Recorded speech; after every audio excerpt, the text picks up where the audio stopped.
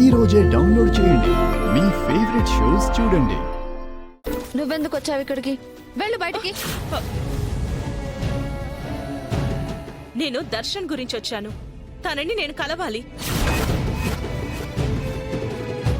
ఏంటే కలవాలి? చంప పగిలిపోద్ది. పిచ్చి పిచ్చి వేషాలు వేసావంటే. నడు బయటికి.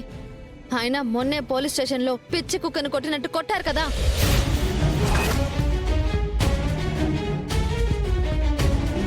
అయినా కుక్కతో ఒక వంకర బుద్ధిలాగా అలాగే ఉన్నావా?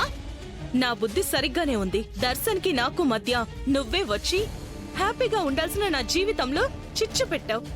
ఏంటి? నీదేదో నిజాయితీ అయిన ప్రేమ అయినట్టు, నీ పవిత్ర ప్రేమకు నేనేదో ద్రోహం చేసినట్టు ఏంటి ఓవర్ యాక్షన్? హా, నువ్వు మోసం చేయడానికి మా ఆయన జీవితంలోకి వచ్చావు.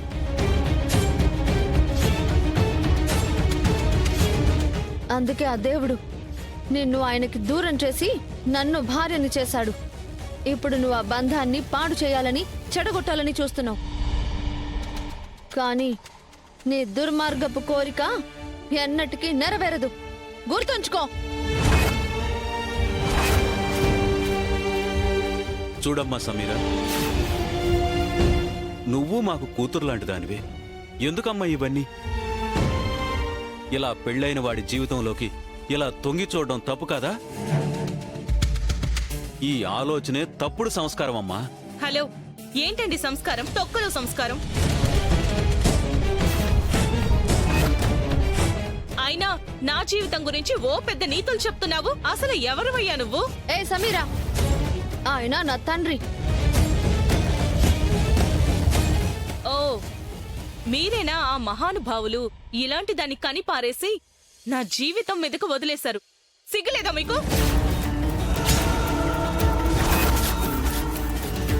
ఏయ్, ఎంత మాట అన్నావే నిన్ను! శరణ్య, ఆగమ్మా.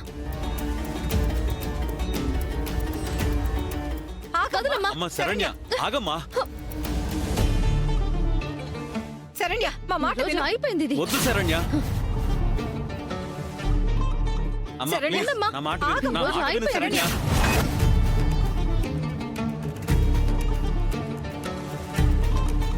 ఏ అమ్మాయి, పిచ్చిగని పట్టిందా నీకు? నోటికొచ్చినట్టు ఎందుకలా వాగుతున్నావు? నువ్విలా వచ్చి ఇంత రచ్చ చేస్తున్న విషయం ఆనంద్ భైరవి గారికి తెలిసిందనుకో, నీ బతుకేమవుతుందో ఆలోచించుకో.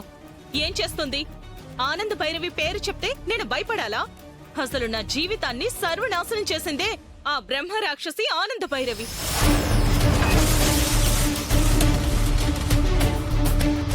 ఏదో ఒక రోజు అంతకంతకు దెబ్బతీసి చూపిస్తా. ఏంటే నువ్వు చూపించేది? మా అత్తయ్యనే అన్ని మాట్లాంటావా?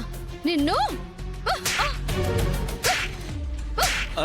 శరణ్య, శరణ్య,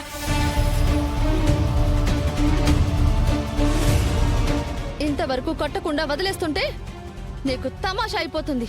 నా మీదే చేయి చేసుకుంటావా? నీ సంగతి చెప్తా. హ్మ్. ఏంటే నువ్వు నా సంగతి చెప్పేది? ముందు ఇంట్లో నుంచి బయటికి నడు. చాలా పెద్ద తప్పు చేస్తున్నావు. ఏయ్, ఇంకొక్కసారి మా ఆయన వైపు కానీ ఈ ఇంటి వైపు కానీ చూసావంటే నీ ప్రాణాలు తీస్తా. ఏమనుకున్నావో? నీ బ్రతుకు కూల్చి బూడిద చేసే వరకు నిన్ను విడిచిపెట్టను. ఎలే.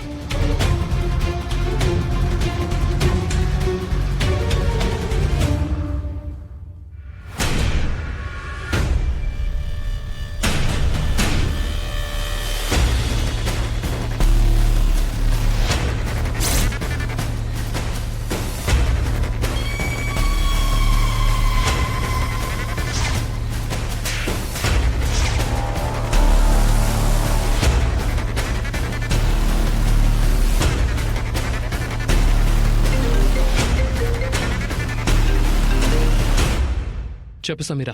నేను మీ ఇంటికి వెళ్ళాను దర్శన్. మన శరణ్యే కదా, పాపం ఇలా అయ్యిందే అని చూసొద్దామని ఇంటికి వెళ్ళాను. అక్కడ తను నన్ను కొట్టి పంపించేసింది.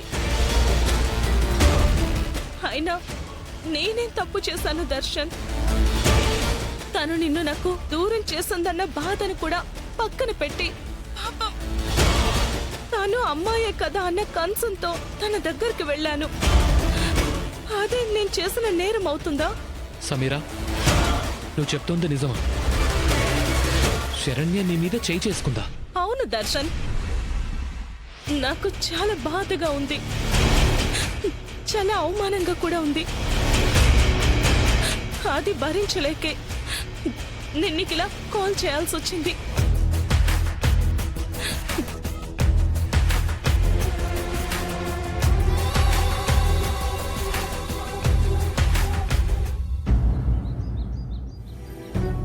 శరణ్య, ఎందుకమ్మా ఆ అమ్మాయి మీద చేయి చేసుకున్నావు?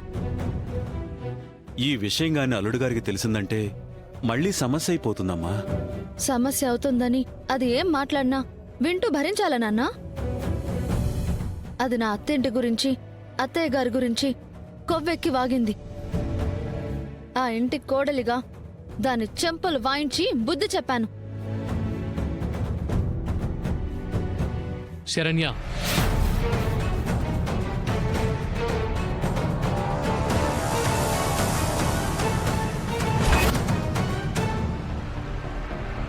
ఏంటండి? సమీరా ఇక్కడికి వచ్చిందా?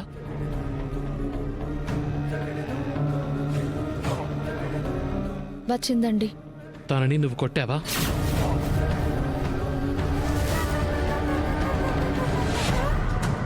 ఉమ్, ఎందుకు కొట్టావు? తను మర్యాద లేకుండా నోటికొచ్చినట్టు మాట్లాడింది. అత్తయ్య గారిని తిట్టింది. ఆ మాట నేను భరించలేకపోయానండి. అందుకే కొట్టాను.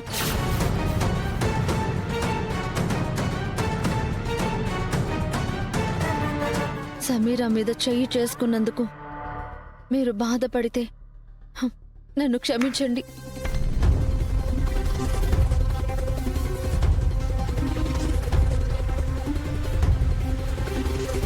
సమీరా మీరు ఇష్టపడే అమ్మాయే కావచ్చు, కానీ నా కుటుంబం గురించి ఎవరైనా తప్పుగా మాట్లాడినా నేను ఇలాగే రియాక్ట్ అవుతాను. ఇప్పుడు నేను చేసింది మీకు తప్పుగా అనిపిస్తుందని నాకు తెలుసు. అందుకు మీరు నన్ను శిక్షించండి, ఒప్పుకుంటాను. ఆ పని మీ వల్ల కాదని నాకు తెలుసు. కావాలంటే ఆ శిక్ష కూడా నేనే వేసుకుంటాను. ఇదిగోండి, ఈ చేత్తోనే సమీరాని కొట్టాను. ఈ చేతికి శిక్ష కూడా వేసుకుంటాను.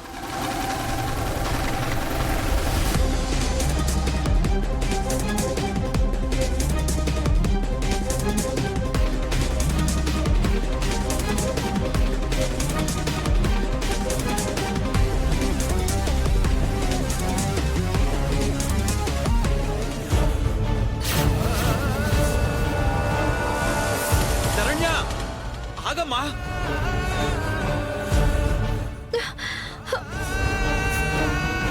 శరణ్య, శరణ్య,